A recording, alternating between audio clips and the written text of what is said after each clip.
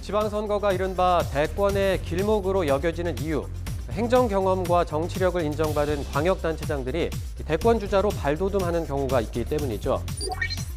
지방자치제 부활 이후 치러진 7차례 지방선거, 그리고 재보궐선거를 통해서 민심의 선택을 받은 광역단체장은 모두 76명입니다. 이 가운데 30명이 대선 출마를 시사하거나 선언을 한 적이 있습니다. 10명 중에 4명꼴로 이 대통령의 꿈을 드러낸 겁니다. 지역에 따라서 좀 나누어서 보겠습니다. 수도권 광역단체장 16명 가운데 11명이, 비수도권 단체장은 60명 중에 19명이 이 대권 도전을 시사를 하거나 출마를 언급했습니다. 수도권 광역단체장은 70% 가까운 사람들이 대권을 꿈꾸었다고 볼 수가 있겠습니다.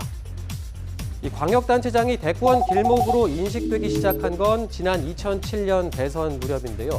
이때부터 광역단체장의 대선 출마가 눈에 띄게 증가하는 것을 보실 수가 있습니다. 이 대권을 꿈꾸는 광역단체장들이 늘어나게 된 배경은 뭘까요? 우선 YS와 DJ로 대표되는 거물급 정치인의 시대가 막을 내렸다는 점을 꼽을 수 있고요. 그리고 비주류로 분류가 되던 노무현 전 대통령의 당선 역시 대통령직 도전의 문턱을 낮춘 하나의 요인으로 보입니다. 또 당시 민선 3기 이명박 서울시장의 급부상도 적지 않은 영향을 미쳤습니다.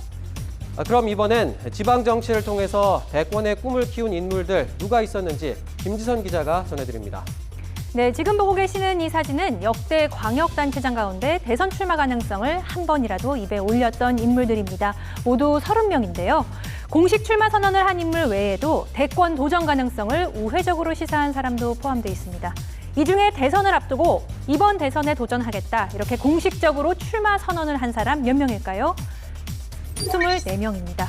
이들이 당내 경선 레이스를 비롯한 본격적인 선거 과정에 뛰어드는데요. 7명은 중도에 포기하거나 다른 후보와 단일화를 하죠. 이렇게 남은 17명이 경선을 완주하지만 상당수가 탈락합니다. 실제로 본선 진출은 5명뿐입니다. 여기에서 마지막까지 사퇴하지 않고 선거 당일 국민의 선택을 기다린 사람 이렇게 4명입니다.